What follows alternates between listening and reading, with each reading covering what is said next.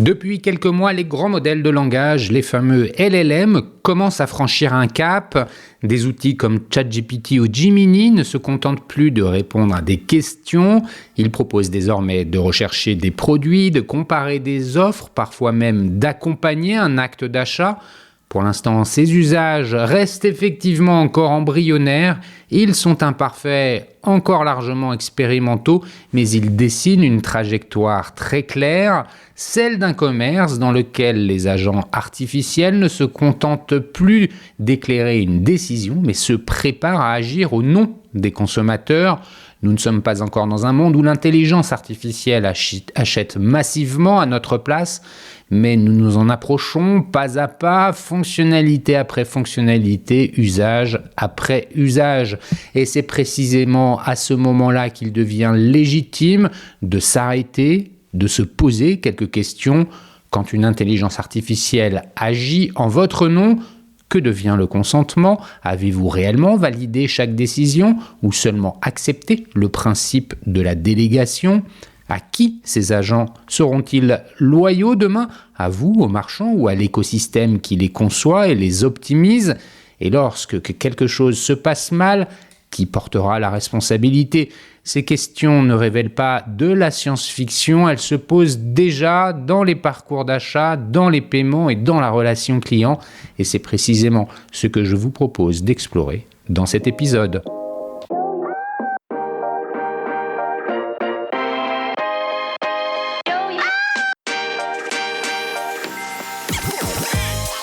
Bonjour et bienvenue parmi les Digital Doers, le podcast qui donne la parole aux décideurs de l'écosystème retail et e-commerce. Depuis 2020, avec mon partenaire, l'événement One-to-One Retail e-commerce qui se tient en mars à Monaco, nous tâchons de vous faire partager les visions et les retours d'expérience des leaders de notre secteur. J'ai le plaisir d'être avec Sonia Mamin, directrice de l'événement. Alors bonjour Sonia, peux-tu nous présenter le One-to-One en quelques mots ? Bonjour Cyril, le One-to-One Retail e-commerce réunit depuis 2011 la communauté des décideurs de l'écosystème à Monaco pendant 3 jours et à huis clos. Le concept est simple, ce sont des rendez-vous business entre prestataires de solutions et les C-level, agrémentés de moments de networking. Effectivement, le one-to-one est réellement un rendez-vous incontournable. C'est également des keynotes et des conférences d'exception. Effectivement, nous avons beaucoup de contenu de grande qualité avec des intervenants triés sur le volet pour aborder des sujets d'actualité, donner de l'inspiration et partager des retours d'expérience. Merci Sonia pour cette rapide présentation. Pour en savoir plus, comment doit-on faire ? C'est ultra simple. Vous allez directement sur le site internet du One-to-One Monaco ou vous suivez notre page LinkedIn pour en savoir plus. Merci Sonia, à très bientôt à Monaco et d'ici là en audio, toujours sans coupure.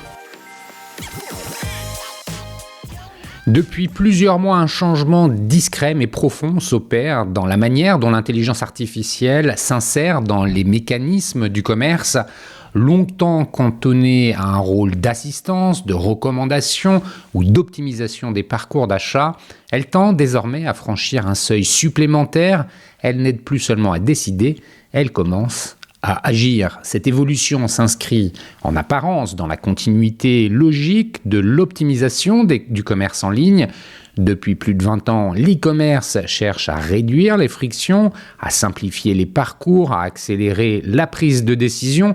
À ce titre, confier à une intelligence artificielle la capacité d'exécuter une décision peut sembler n'être qu'une étape supplémentaire dans un mouvement déjà largement engagé. Pourtant, cette lecture masque l'essentiel. Lorsque l'intelligence artificielle devient agent, c'est-à-dire lorsqu'elle agit au nom d'un individu sur la base d'un mandat explicite ou implicite, la nature même de l'acte commercial se transforme. Il ne s'agit plus d'un outil qui éclaire un choix, mais d'un système qui engage, qui contracte, qui déclenche une transaction et qui produit des effets juridiques et économiques bien réels. Dès lors, le commerce agentique ne pose pas uniquement des questions de performance ou d'efficacité, il interroge plus profondément la place de l'intention humaine dans un environnement où la décision est médiée par des systèmes algorithmiques. Il oblige à reconsidérer ce que signifie consentir lorsque l'exécution du choix et délégué. Il conduit également à s'interroger sur la responsabilité lorsque l'action résulte d'une interprétation automatisée des préférences d'un individu. Par ailleurs, la montée en puissance de ces agents autonomes introduit une tension nouvelle dans la relation commerciale. L'agent est-il conçu pour servir prioritairement l'intérêt de l'utilisateur ou celui de l'écosystème économique qui l'a développé et entraîné ? La loyauté de ces systèmes devient alors une question centrale, à la fois éthique, économique et concurrentielle. Enfin, cette évolution renvoie à une interrogation plus fondamentale sur notre rapport à la décision. En déléguant à des agents artificiels une part croissante de nos arbitrages, le commerce agentique questionne la frontière entre assistance et renoncement, entre confort décisionnel et perte de maîtrise. Il invite à réfléchir à ce que nous acceptons de confier à la machine et à ce que nous souhaitons continuer à assumer nous-mêmes. C'est à partir de cette tension que s'organise cette réflexion, non pas pour juger la technologie, mais pour comprendre ce qu'elle révèle de notre rapport au choix, à la responsabilité et à la confiance dans l'acte commercial. Le point de départ de toute réflexion sur le commerce agentique tient dans une notion ancienne, presque banale, mais dont la portée change radicalement ici, la délégation. Le commerce n'a jamais été un espace de décision totalement autonome. Depuis longtemps, le consommateur s'en remet à des intermédiaires pour orienter ses choix. Un vendeur en magasin, un conseiller, un comparateur en ligne, un algorithme de recommandation joue déjà ce rôle. Ils filtrent l'information, hiérarchisent les options, réduisent la complexité. Jusqu'à présent, toutefois, cette délégation restait limitée. Les outils suggéraient les interfaces, orientaient, mais la décision finale demeurait visible et assumée. Il y avait un moment identifiable où l'acheteur validait son choix, où il cliquait et où il payait. L'acte d'achat conservait un point de passage clair, à la fois symbolique et juridique. Avec le commerce agentique, cet équilibre se déplace. En confiant à un agent artificiel la capacité d'agir en votre nom, vous ne déléguez plus seulement une aide à la décision, vous déléguez une capacité d'action. L'agent ne se contente pas d'indiquer une option jugée pertinente selon certains critères, il exécute la décision, parfois sans intervention humaine immédiate, à partir de règles définies en amont et d'objectifs généraux et de préférences interprétées. Cette distinction est essentielle. Déléguer une analyse ne produit pas les mêmes effets que déléguer un acte. Dans le premier cas, vous conservez la maîtrise du moment décisif. Dans le second, ce moment se déplace, parfois très en amont, parfois hors de votre champ de perception. Un exemple permet d'en mesurer concrètement la portée. Un assistant capable de comparer des offres d'assurance et de recommander la plus compétitive reste dans un rôle d'accompagnement.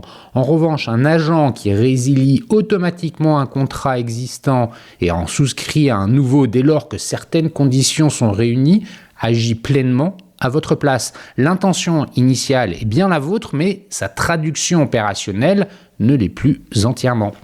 À ce stade, la délégation cesse d'être simplement fonctionnelle, elle devient décisionnelle. Or, toute délégation décisionnelle pose une question centrale, celle de l'étendue du mandat. Qu'avez-vous réellement confié à l'agent ? Des objectifs généraux comme réduire vos dépenses ou gagner du temps, des règles précises encadrant chaque situation possible et surtout, êtes-vous réellement en mesure d'anticiper l'ensemble des cas dans lesquels l'agent pourra agir. C'est ici qu'apparaît une première tension éthique. Plus l'agent est autonome, plus il est performant, mais plus il est autonome, plus votre capacité de contrôle diminue. À l'inverse, plus le mandat est restrictif, plus l'agent perd de son intérêt opérationnel. Le commerce agentique repose donc sur un arbitrage permanent entre efficacité et maîtrise. Cette tension est déjà visible dans certains usages émergents, des agents capables de gérer automatiquement des abonnements, de renouveler des commandes récurrentes ou d'acheter des billets de transport en fonction de contraintes calendaires, apportent un confort bien réel. En contrepartie, il déplace le moment de la décision vers une phase de configuration initiale, souvent abstraite, parfois expédiée et rarement revisitée.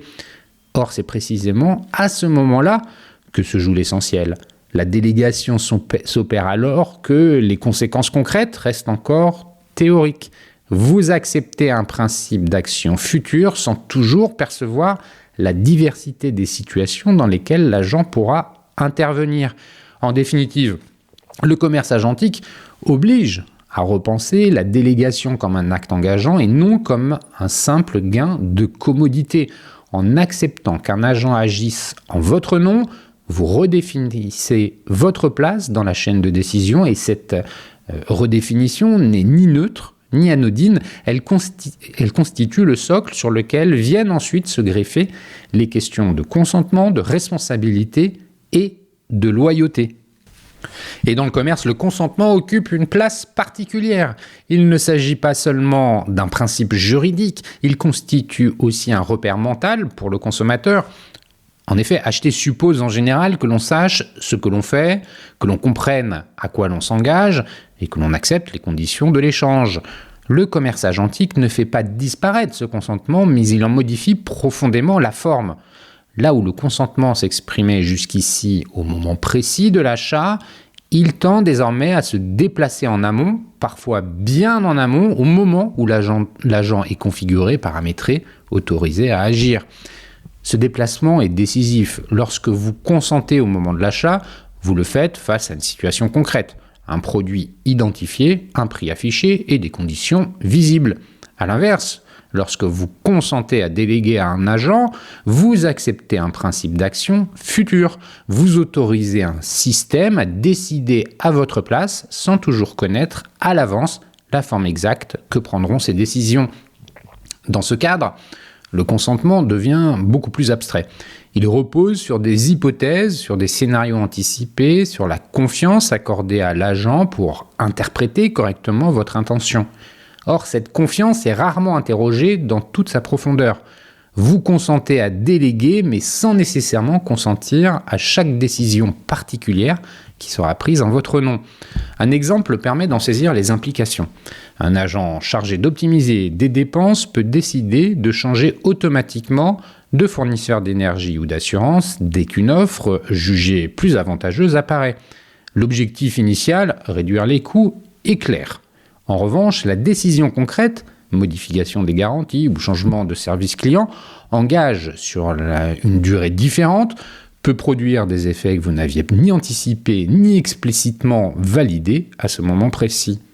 Dans ce type de situation, le consentement existe, mais il est fragmenté.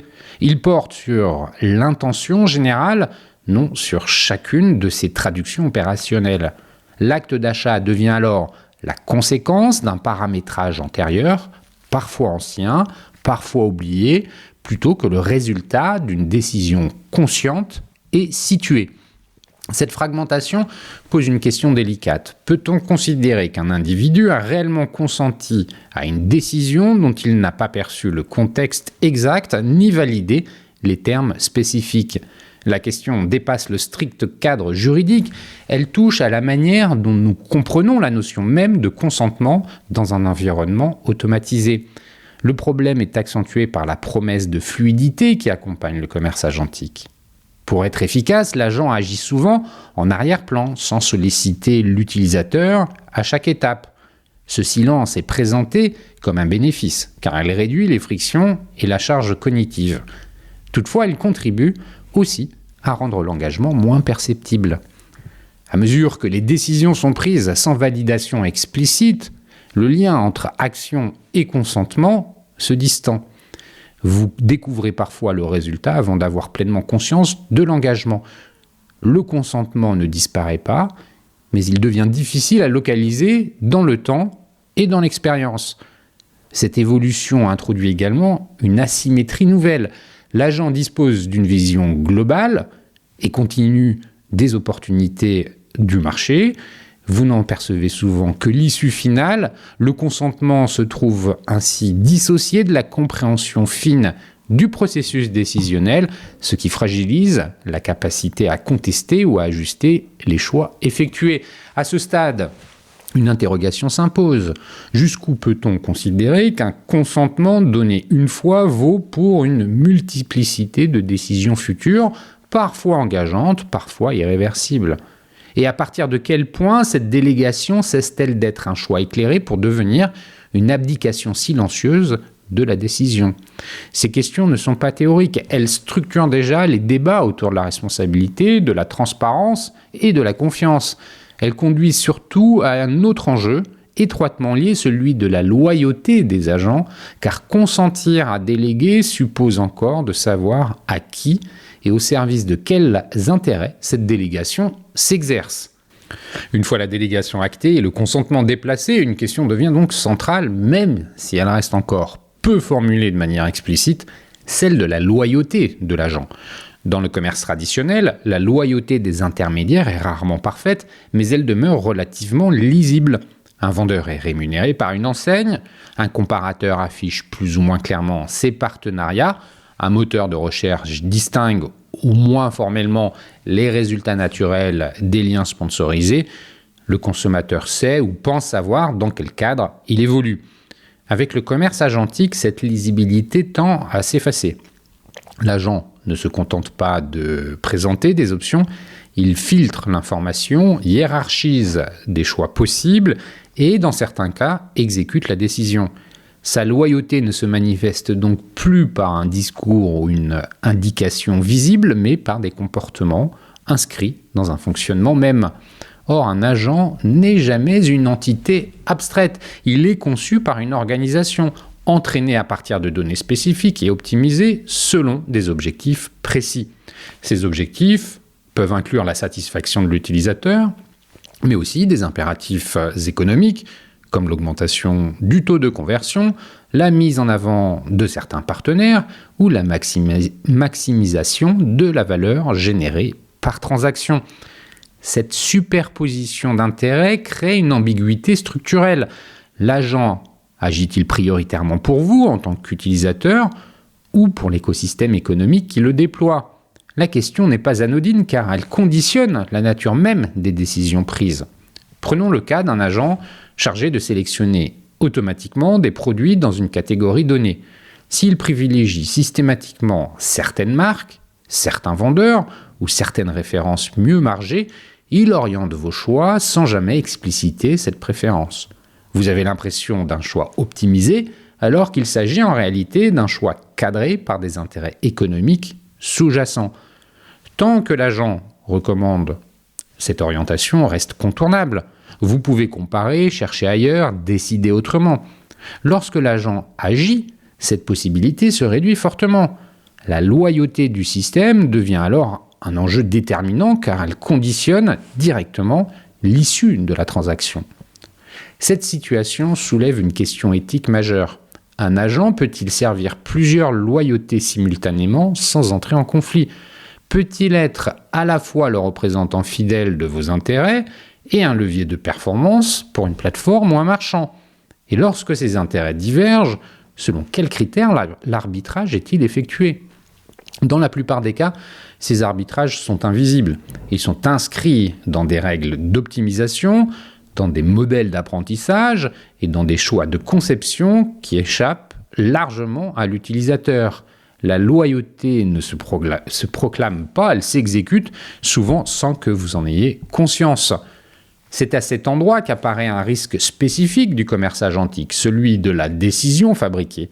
Il ne s'agit pas nécessairement d'une décision erronée, il s'agit d'une décision qui vous semble rationnelle, fluide et cohérente, mais dont les paramètres ont été définis ailleurs, selon des logiques que vous ne maîtrisez pas. Cette problématique dépasse le cadre individuel à grande échelle. Les agents dominants peuvent structurer les marchés, favoriser certains acteurs et marginaliser d'autres, non par contrainte explicite, mais par orientation systématique des décisions d'achat. La loyauté de l'agent devient alors un facteur de pouvoir économique. En définitive, le commerce agentique oblige à déplacer le regard. Il ne suffit plus d'évaluer un système à l'aune de sa performance technique, il devient nécessaire d'interroger sa loyauté, c'est-à-dire la manière dont il arbitre entre des intérêts parfois divergents et la transparence avec laquelle ces arbitrages sont assumés. Cette interrogation conduit naturellement à une question encore plus sensible, Lorsque l'agent agit, lorsqu'une transaction est déclenchée, lorsqu'un engagement est pris, qui porte réellement la responsabilité ? Et c'est cette question qu'il faut examiner maintenant.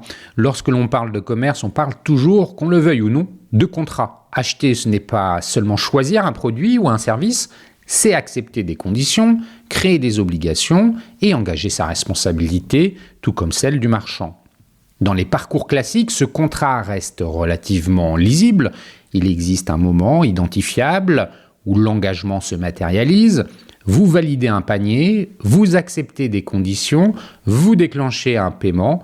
Ce point de passage joue un rôle essentiel car il permet de situer l'acte, d'en mesurer la portée et en cas de problème d'identifier les responsabilités. Le commerce agentique modifie profondément cette lisibilité. Le contrat ne disparaît pas, mais il tend à devenir moins visible. Lorsqu'un agent agit en votre nom, la contractualisation ne passe plus nécessairement par une validation explicite au moment de l'achat. Elle résulte de l'exécution d'un mandat donné antérieurement, parfois longtemps auparavant. Cette invisibilisation du contrat pose d'abord un problème de compréhension. Dans un parcours agentique, l'engagement juridique peut intervenir sans que vous ayez pleinement conscience des termes précis qui s'appliquent à cette transaction. Le prix, les conditions de livraison, les garanties ou les frais annexes peuvent avoir évolué depuis la configuration initiale de l'agent sans que cela fasse l'objet d'une validation spécifique. Un exemple permet d'en saisir les implications. Un agent chargé de gérer automatiquement des commandes récurrentes peut continuer à acheter un produit malgré une hausse progressive de son prix ou l'ajout de frais complémentaires. La transaction est valide sur le plan juridique, mais la perception de l'engagement, elle, s'est affaiblie. Vous découvrez parfois les conséquences de l'achat après coup, lorsque le débit apparaît ou lorsque le service ne correspond plus à vos attentes. Cette situation conduit inévitablement à la question de la responsabilité. Lorsqu'un litige survient, qui doit répondre à la décision prise par l'agent ? Vous, parce que vous avez autorisé le système à agir ? Le marchand, parce qu'il a accepté une transaction initiée par une entité artificielle ? Ou l'organisation qui a conçu et opère l'agent, parce qu'elle a défini les règles selon lesquelles la décision a été prise ? Les cadres juridiques actuels tendent à faire reposer la responsabilité sur l'utilisateur, au nom du principe du mandat. Toutefois, cette logique devient de plus en plus fragile à mesure que les agents gagnent en autonomie. Plus le système interprète, arbitre et exécute, plus il devient difficile de considérer que l'utilisateur est pleinement maître de chaque décision. A l'inverse, faire porter la responsabilité sur le seul marchand pose problème également. Celui-ci peut se retrouver engagé par des transactions dont les modalités ont été déterminées par un agent tiers, selon des critères qu'il ne maîtrise pas entièrement. Quant au concepteur des agents, il se situe souvent dans une zone intermédiaire, invoquant des règles générales ou des modèles d'apprentissage pour se décharger de la responsabilité directe des décisions prises. Le commerce agentique met aussi en lumière une fragmentation nouvelle de la responsabilité. L'intention est humaine, l'exécution est artificielle et l'environnement de décision est structuré par des plateformes. Aucun acteur ne détient à lui seul l'ensemble du contrôle et chacun peut être tenté de renvoyer la responsabilité vers un autre maillon de la chaîne. Cette fragmentation n'est pas seulement un problème juridique, elle constitue un enjeu de confiance. Un consommateur qui ne sait pas clairement à qui s'adresser en cas de litige, un marchand qui ne maîtrise pas entièrement les conditions dans lesquelles une transaction est initiée, un opérateur d'agent qui se retranche derrière la complexité technique, tous participent à une fragilisation du lien contractuel. En rendant le contrat moins visible, le commerce agentique rend la responsabilité plus diffuse et cette diffusion, si elle n'est pas pensée et encadrée, risque de devenir l'un des principaux freins à l'adoption durable de ces dispositifs. Cette question de la responsabilité conduit naturellement à un autre enjeu, étroitement lié. Pour décider, pour agir et pour contracter, l'agent doit accéder à une quantité d'informations sans précédent sur les individus. C'est à partir de cette accumulation de données que se dessine un nouveau rapport de pouvoir dans la relation commerciale. En effet, pour pouvoir agir de manière autonome, un agent a besoin d'une matière première essentielle, l'information. Plus précisément, il a besoin de contexte. Il doit comprendre vos habitudes, vos contraintes, vos préférences et vos arbitrages passés pour être en mesure de prendre des décisions jugées pertinentes. Dans le commerce agentique, cet accès à l'information change d'échelle. Là où le commerce traditionnel fragmentait les données entre plusieurs acteurs, l'agent tend à les centraliser, historique d'achat, préférences exprimées ou déduites, contraintes budgétaires, moyens de paiement, parfois même de calendrier ou de localisation. L'agent devient un point de convergence de données sensibles. Cette concentration n'est pas neutre. Elle modifie l'équilibre de pouvoir dans la relation commerciale. Celui qui détient l'information détient aussi la capacité d'influencer la décision. Or, dans le commerce agentique, cette influence ne s'exerce pas de manière explicite par des messages promotionnels ou des injonctions visibles, mais de manière structurelle à travers des arbitrages intégrés au fonctionnement même de l'agent. Un exemple permet de l'illustrer. Un agent chargé de gérer automatiquement des dépenses peut ajuster ses décisions en fonction de votre tolérance perçue au prix. Il peut estimer qu'une légère augmentation reste acceptable au regard de votre historique ou de votre niveau de revenu supposé. L'optimisation apparaît rationnelle, mais elle repose sur une lecture fine de vos marges de manœuvre, lecture à laquelle vous n'avez pas nécessairement accès. Cette situation soulève une question d'intimité. Déléguer l'action suppose d'exposer une part croissante de sa vie quotidienne. L'agent connaît non seulement ce que vous achetez, mais aussi ce que vous étiez, ce que vous reportez, ce que vous êtes prêt à accepter. Cette connaissance, lorsqu'elle est agrégée dans le temps, dessine un portrait précis de vos priorités et de vos vulnérabilités. Le problème ne tient pas uniquement au risque de fuite ou d'abus des données, même si ces risques existent, il tient aussi à la finalité de leur utilisation.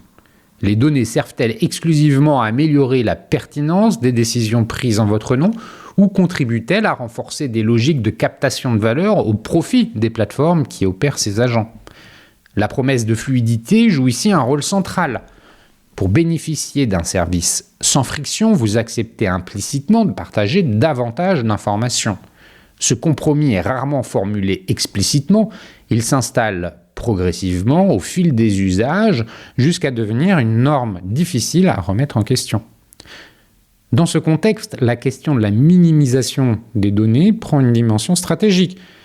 Limiter l'accès de l'agent aux seules informations strictement nécessaires à l'exécution de sa mission n'est pas seulement une exigence réglementaire, c'est un choix éthique qui conditionne la capacité de l'utilisateur à conserver une forme de maîtrise. À l'inverse, une logique d'accumulation maximale renforce la symétrie et accroît le pouvoir du système sur la décision. Le commerce agentique met ainsi en lumière une tension difficile à résoudre. Plus l'agent est informé, plus il est efficace, mais plus il est informé, plus il devient puissant. Cette puissance, si elle n'est pas encadrée, peut déplacer le centre de gravité de la relation commerciale au détriment de la transparence et de l'autonomie du consommateur. Derrière cette question des données se profile donc une interrogation plus large.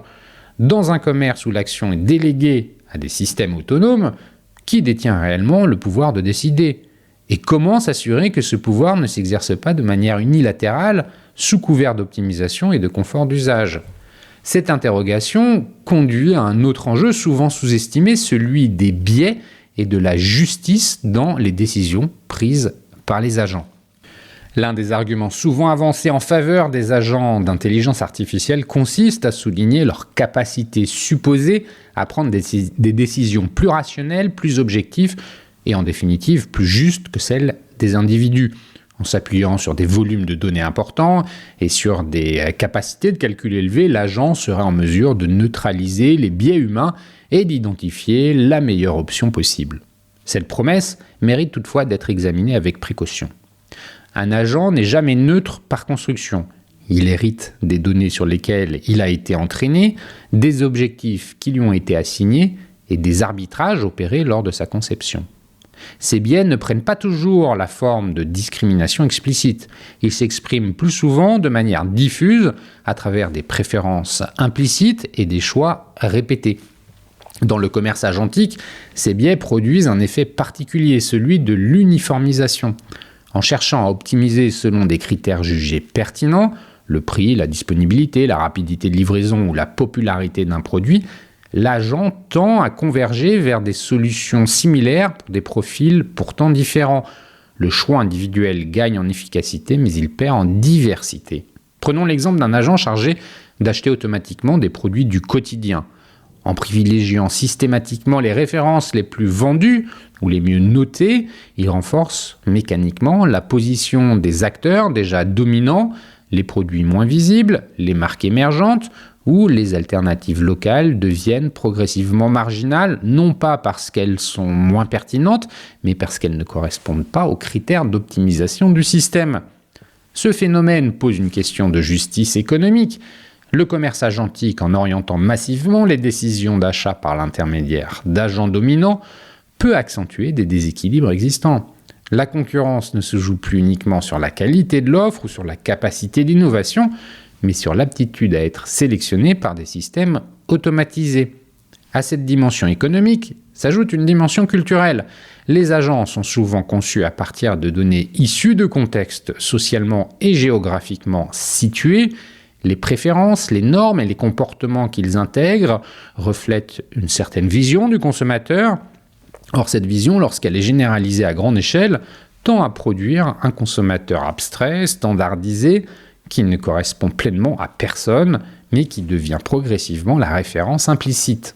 Le risque n'est pas uniquement celui d'une réduction de la diversité de l'offre, il concerne également la manière dont les individus consomment.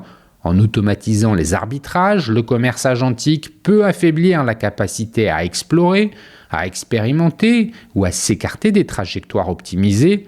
Le choix devient plus prévisible, plus cohérent, mais aussi moins singulier. Cette uniformisation soulève une question philosophique fondamentale. Un système conçu pour optimiser des décisions selon des critères généraux peut-il réellement respecter la singularité des préférences individuelles ? Et jusqu'où peut-on accepter que des arbitrages automatisés façonnent nos comportements de consommation sans intervention consciente ? Dans ce contexte, la question des biais dépasse largement le cadre technique. Concevoir un agent, c'est choisir ce qui compte, ce qui mérite d'être priorisé et ce qui peut être relégué au second plan. Ces choix traduisent une vision du commerce et plus largement une vision de la société. Une fois intégrés dans des systèmes automatisés, ils se diffusent à grande échelle, souvent sans débat explicite.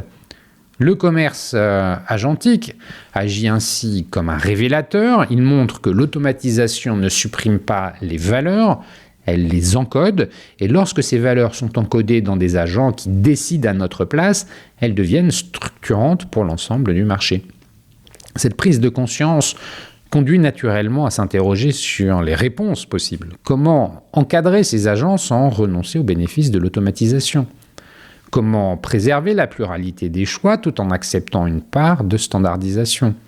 Et comment enfin réintroduire des formes de contrôle et de contestation dans des systèmes conçus pour agir de manière autonome ? Ces interrogations amènent à un dernier volet, celui des réponses organisationnelles et de gouvernance, là où les principes éthiques doivent se traduire en décisions concrètes. Face aux tensions soulevées par le commerce agentique, les organisations ne peuvent pas se contenter d'afficher des principes généraux. Lorsque des agents sont en mesure d'agir au nom des individus, l'éthique cesse d'être une posture pour devenir une question d'architecture, de gouvernance et de responsabilité concrète. La première réponse consiste à clarifier ce que l'agent est autorisé à faire. Définir un mandat précis, expliciter les limites de l'action possible, déterminer les situations dans lesquelles l'agent peut agir seul et celles qui nécessitent une validation humaine qui deviennent des choix structurants. Cette clarification ne révèle pas uniquement de la documentation technique, elle conditionne la compréhension qu'a l'utilisateur de la délégation et qu'il accepte. Vient ensuite la question de la gouvernance interne. Le déploiement d'agents capables de déclencher des transactions engage bien plus que les équipes techniques. Il concerne le marketing, la relation client, le juridique, la conformité, la direction générale, bien sûr. Sans coordination transverse, les décisions se fragmentent et les risques apparaissent souvent trop tard lorsqu'un incident survient ou qu'un litige éclate. La transparence constitue un autre levier essentiel. Il ne s'agit pas de rendre publics des modèles complexes ou des algorithmes illisibles. Il s'agit de rendre compréhensibles les principes qui guident l'action de l'agent, informer sur les critères de décision, sur l'existence de partenariats commerciaux ou sur les situations dans lesquelles certaines options peuvent être privilégiées, contribuent à rééquilibrer la relation entre l'utilisateur et le système. La possibilité de reprise en main joue également un rôle central. Un agent digne de confiance n'est pas un agent infaillible, c'est un agent dont les décisions peuvent être comprises, discutées et si nécessaire, corrigées. Donner à l'utilisateur la capacité de contester une décision, d'en demander l'explication ou d'en ajouter les paramètres participe à préserver un sentiment de maîtrise, même dans un environnement automatisé. Enfin, les organisations doivent intégrer la dimension évolutive des systèmes. Un agent apprend, s'adapte et modifie ses comportements au fil du temps. Cette dynamique impose un suivi continu, non seulement sur le plan technique, mais aussi sur le plan éthique. Ce qui apparaît acceptable à l'instant donné peut ne plus l'être lorsque les usages se généralisent ou lorsque les effets systémiques deviennent visibles. À travers ces différents leviers, clarification des mandats, gouvernance transverse, transparence, contestabilité et suivi dans le temps, une conviction s'impose. Le commerce agentique ne pourra s'installer durablement que s'il repose sur une responsabilité partagée entre les concepteurs des agents, les acteurs économiques qui les déploient et les consommateurs qui leur confient une part de leur pouvoir de décision. En conclusion, on peut dire que le commerce agentique marque une étape importante dans l'évolution du commerce numérique. En permettant à des systèmes artificiels d'agir au nom des individus, il modifie en profondeur la manière dont les décisions sont prises, exécutées et assumées. Ce qui était autrefois un moment clairement identifiable devient un processus distribué, étalé dans le temps et médiatisé par des agents autonomes. Cette transformation ne peut pas être réduite à une question de performance, d'innovation. Elle engage des enjeux plus fondamentaux, le consentement, la loyauté, la responsabilité, la répartition du pouvoir. En ce sens, le commerce agentique agit comme un révélateur des tensions contemporaines entre automatisation et autonomie. L'enjeu n'est pas de rejeter ces technologies ni de les adopter sans réserve. Il consiste à déterminer les conditions dans lesquelles elles peuvent s'inscrire dans une relation commerciale équilibrée. Déléguer ne signifie pas nécessairement renoncer, à condition que les termes de cette délégation soient compréhensibles, réversibles et encadrés. À travers le commerce agentique, une question plus large se pose. Jusqu'où sommes-nous prêts à confier nos décisions à des systèmes conçus pour optimiser, mais dont les critères nous échappent parfois ? La réponse à cette question ne sera ni uniquement technique, ni exclusivement juridique, elle sera aussi inévitablement philosophique.